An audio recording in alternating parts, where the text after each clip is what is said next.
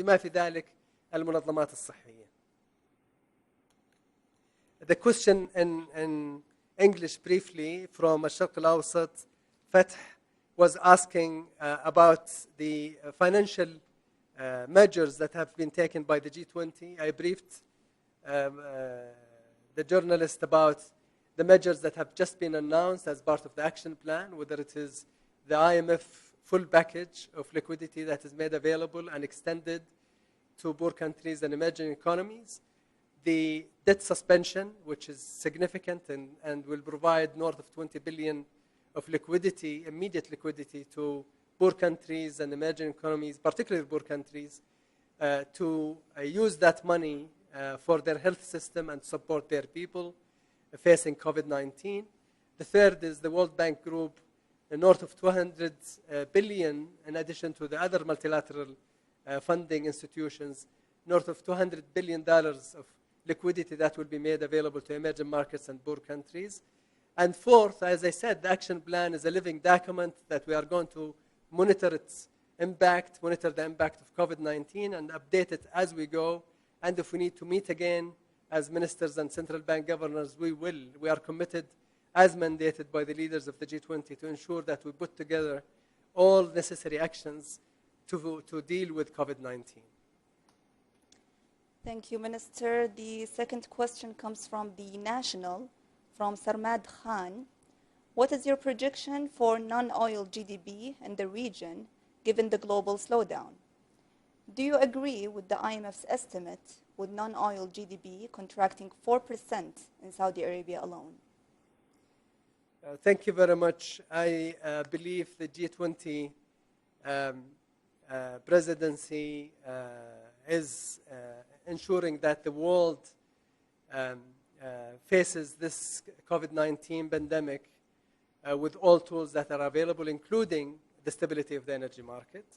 The G20 energy ministers have held an extraordinary meeting a few days back, and for the first time, they clearly supported all efforts, including by OPEC Plus members, to ensure that energy stability, energy market stability is there.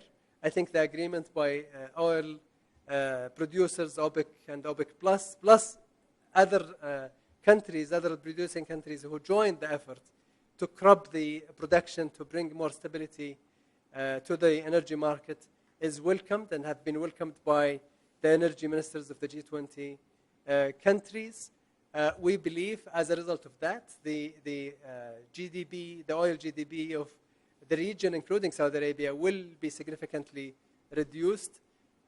Our focus in Saudi Arabia is not really the oil GDP, it's actually non-oil GDP, because our aim as part of the reform journey is to diversify our economy, and that's our focus. Thank you. The second question comes from Marwa Rashad from Thomson Reuters. She asks, what's the exact timeline agreed for debt suspension for poorest countries? And what are the conditions needed to see an outright debt cancellation this year? Thank you very much, Marwa. I would say the Saudi presidency proposed action plan that has now been agreed by the G20 members is focused clearly on making sure that we bring about a swift, strong, and significant initiatives that deals with COVID-19 immediately. One of them is the suspension of debt that has been now approved by the ministers and central bank governors meeting today. That is unconditional. The only requirement is that these countries will need to work with the IMF to ensure that we have a process through which we work and record that process. Countries will need to engage with the IMF, and the rest of it is really a process.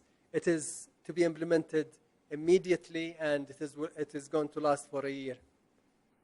Thank you, Minister. We have a question from a local media outlet.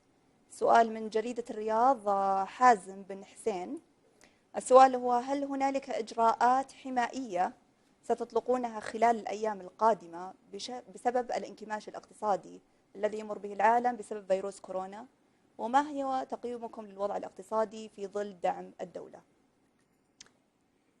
شكرا جزيلا أخ حازم. أيضا المؤتمر الصحفي اليوم يتعلق بمجموعة العشرين واجتماع وزراء المالية ومحافظي البنوك المركزية. السؤال عن المملكة، لكن دعني أجيب سريعا. المملكة جزء من منظومة سواء من خلال مجموعة العشرين أو من منظمة التجارة العالمية، وملتزمة بالتزاماتها، وسنعمل في اقتصاد المملكة السعودية بحدود التزاماتنا مع منظمة التجارة العالمية سواء فيما يتعلق بالتجارة أو غيرها. وزراء التجارة في مجموعة العشرين بدعوة من رئاسة المملكة لمجموعة العشرين عقدوا اجتماع استثنائي من أسبوع تقريبا للاستجابة لدعوة رؤساء وقادة دول مجموعة العشرين للتأكد من أن التجارة الدولية لا يوجد فيها عوائق، وخصوصا فيما يتعلق بالمستلزمات الطبية والغذائية. التزمت المجموعة من خلال وزراء التجارة باتخاذ ما يلزم لإزالة أي عوائق في طريق المستلزمات الطبية والأغذية وغيرها من المستلزمات الضرورية لمواجهة الجائحة. Thank you. The question, if I may, just very briefly, Sure. the question about whether Saudi Arabia intend to put protective measures to protect its economy. The question came from a local journalist, Hazem. My response very quickly was, Saudi Arabia is a member of the G20, is a member of the WTO, and we are committed to ensuring that we comply with our commitments. The trade ministers of the G20, with the request from the Saudi presidency to ensure that we have a robust and quick and significant response to the COVID-19, have called for an extraordinary meeting. The trade ministers have met last week and have confirmed their commitment to ensuring that barriers are removed and ensuring that the medical supplies and food products are seemingly moving between countries to ensure that we face COVID-19 pandemic with proper medical supplies, proper food for our people. Thank you, Minister. The second question comes from Maria Laura Arano from Ambito Internacional, Argentina. The World Bank predicts a fall in GDP for Latin America and the Caribbean of 4.6. What monetary system should be applied to avoid the economic depression caused globally by the coronavirus pandemic? Central banks' active role in this crisis and in the previous crisis was evident. This time there was an easing of monetary stance that is unprecedented, broad buying of assets and credit lines to both households and businesses, particularly the small and medium enterprises. The aim, of course, is to prevent any liquidity crisis might take place, and that might turn to a solvency crisis or a recession, which we see right now, to a depression as a result of the global lockdown we see nowadays. Thank you, Governor. We have, I believe, two more questions. The Politico from John Riga. The question is about the 200 billion for the IMF. I heard that France has proposed a 500 billion package. What were the negotiations like on this support package? I would like to ask about private creditors called to work via the Institute of International Finance, IIF, on the debt of developing nations. What international banks have the G20 members spoken to about this? Thank you very much. The question is very relevant. And as I said, the G20 presidency have put forward a very clear strategy and action plan to ensure that we have a strong and swift and significant concrete actions to support our economies, but particularly emerging market and poor countries' economies. one of which is working with the IMF, and we have been working extensively with the IMF and the members of the G20 to ensure that we put together a liquidity plan to support IMF resources. As you have seen in the communique, IMF package have been approved, and we have also asked the IMF to consider any further tools and liquidity pools that may be relevant to help them provide more liquidity to poor countries and emerging markets. IMF will be considering these, whether it is 200 or 400 or 500. They will be assessing any further need, and they will come back to their members and the G20 for further support.